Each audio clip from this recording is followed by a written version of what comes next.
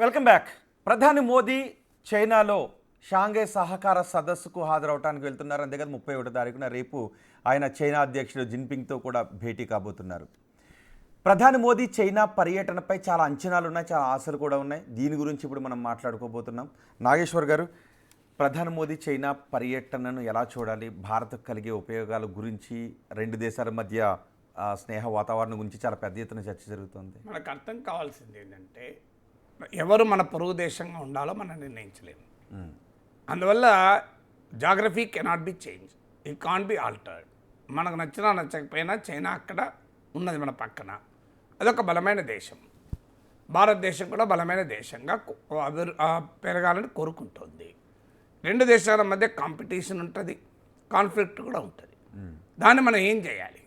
Competition కాన్ఫ్లిక్ట్గా మారకుండా జాగ్రత్త పడాలి, డిఫరెన్సెస్ని డిస్ప్యూట్గా మారకుండా జాగ్రత్త పడాలి.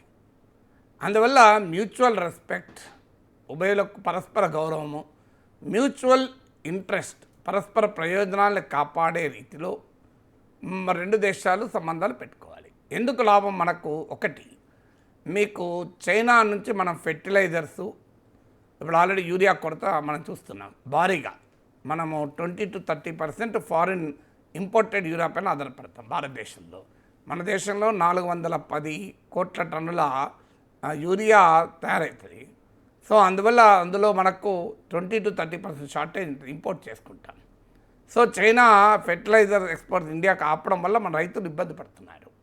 సో అందువల్ల ఎరువులు సప్లై చేస్తానికి చైనా అంగీకరించింది ఇప్పుడు.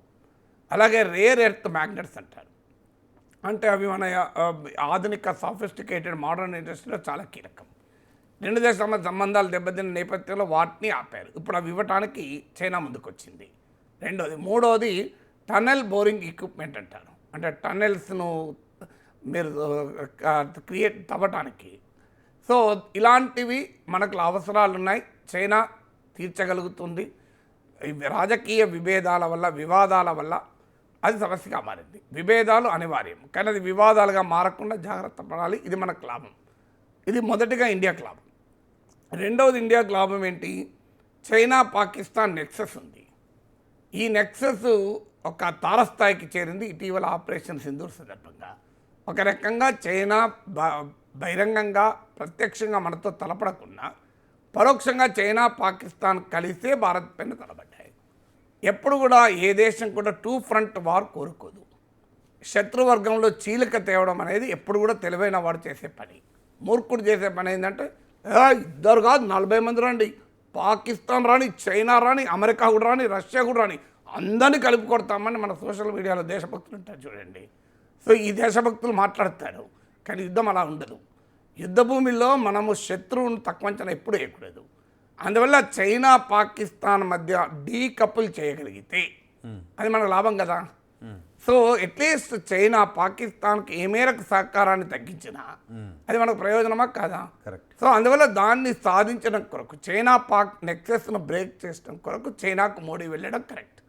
ఇక మూడవది, సరిహద్దు పైన ఘర్షణ వాతావరణం ఉంటే, సరిహద్దు పైన సైన్యాలు మోహరించి ఉంటే, ఎందుకంటే మన బార్డర్స్ ప్రపంచంలో పోస్ట్ కొలోనియల్ పీరియడ్లో చాలా దేశాల సరిహద్దుల్ని వలస ప్రభుత్వాలు నిర్ణయించారు, కొలోనియల్ రూలర్స్ నిర్ణయించారు. సో చైనా ఇక్కడ వరకు మాదంటుంది, ఇండియా ఇక్కడ వరకు మాదంటుంది, అంటే there is a disputed territory. ఉదాహరణకు ఆక్సా ఇచ్చిన దగ్గర మాదని మనం అంటాం, అరుణాచల్ ప్రదేశ్ మాడని వాళ్ళది అంటారు. ఇది ఇవాళ ఒక్క రోజులో తేలదు. వీటిపైన బార్డర్ డైలాగ్ నడవాలి చాలా కాలం. అది ఒక్క రోజులో పరిష్కారం కాదు. కానీ ఈలోగా ఏం చేయాలి? ఇద్దరు ఒకరికొకరు ఘర్షణ ఎదురవుతే ఏదైనా జరగచ్చు. గల్వాన్లో జరిగింది అదే కదా. అందుకొరకు ఏం చేస్తారంటే, ఈ ప్లేస్ ప్యాంగ్సాంగ్ లేక్ అంటారు, ఆ ప్రాంతంలో ఫింగర్ 8, ఫింగర్ 4 ఇలా ఉంటాయి. ఫింగర్ 8 వరకు చైనా సైన్యము పరిమితమై, ఫింగర్ 4 వరకు మన సైన్యం పరిమితమైతే అప్పుడు అడ్వాంటేజ్ ఏమవుతుంది అంటే, మీకు ఆ 8 నుంచి దాటి మాదే అని చైనా అంటుంది, 4 దాటి మాదే అని మనం అంటున్నాం. 8కు 4కు మధ్య, ఫింగర్ 4 ఫింగర్ 8 మధ్యలో ఉన్న భూభాగం మాదే అని రెండు దేశాలు అంటారు. అక్కడ ఎవరు లేరనుకోండి, గొడవే ఉండదు కదా. ఫింగర్ 8 దాటాక చైనాదని మనం ఒప్పుకుంటున్నాం, ఫింగర్ 4 దాటాక ఇండియాదని చైనా ఒప్పుకుంటాడు. సో పరస్పరం ఒప్పుకున్న ప్రాంతాల్లోనే మోహరించి ఉంటే సమస్య రాదు కదా. సమస్య రాదు కదా. మీకు ఎక్కడ ఇప్పుడు హ్యాబిట్స్లో ఒకరు కూకట్పల్లి ఒకరు ఉన్నారనుకోండి, కొట్టుకుంటారా ఇద్దరు. అవును. సో ఇద్దరు వచ్చి మీరు సెక్రటరియట్ ట్యాంక్ బండ్ మీద నిలబడరు అనుకో, కొట్టుకునే ప్రమాదం ఉంటుంది. అందులో ఒకరు కూకట్పల్లి పెడతాం, ఒకరు హ్యాబిట్స్ పెడతాం, పని అయిపోతుంది కదా. ఒకరు బందర్ రోడ్, ఒకరు ఏలూరు రోడ్లు ఉన్నారనుకో, విజయవాడ తెలిసిన వాళ్ళకు ప్రాబ్లం ఏం రాదు కదా. బందర్ రోడ్లో ఉన్నవాడుకు ఏలూరు రోడ్డు మధ్యలో ఒక ప్లేస్ ఉంటుంది, కానీ ఇద్దరు వచ్చి బీసెంట్ రోడ్లో కలిశారనుకో కొట్టుకుంటారు. సో అందువల్ల అలా దూరం పెట్టడం, ఆ డిసెంగేజ్మెంట్ ఇప్పుడు జరిగింది. అంటే అర్థం సరిహద్దు ఫైనల్ అయినట్టు కాదు, మనము లొంగినట్టు కాదు, చైనా వాడు లొంగినట్టు కాదు, కానీ పరస్పరము ఎదురు కాకుండా అనవసరపు ఘర్షణలు రాకుండా జాగ్రత్త పడుతున్నాం. సరిహద్దు మీద పీస్ ఉంటే దేశానికి ఉపయోగమే కదా. ఏ దేశము యుద్ధం కోరుకోదు. ఇప్పుడు మనం కూడా ఏమంటున్నాం, మన ప్రైమ్ మినిస్టర్ మోడీ కూడా ఏమన్నాడు, ఇది బుద్ధుడు పుట్టిన దేశం, బౌద్ధ యుద్ధ నహి అన్నాడు. యుద్ధాన్ని ఎవడు, ఏ దేశభక్తుడు కూడా యుద్ధం కోరుకోకూడదు, ఉన్మాది మూర్ఖులే కోరుకుంటాడు. యుద్ధం అంటూ వస్తే వెనకడుగు వేయకూడదు. యుద్ధం భారతదేశం కోరుకోకూడదు, కానీ యుద్ధం అంటూ అనివార్యమైతే, మన ప్రమేయం లేకుండా మన పైన యుద్ధం నెట్టబడితే అప్పుడు వీరోచితంగా పోరాడాల్సింది, ఇంకో మార్గం లేదు కదా. అప్పుడు వెనుజుపెట్టలేం కదా.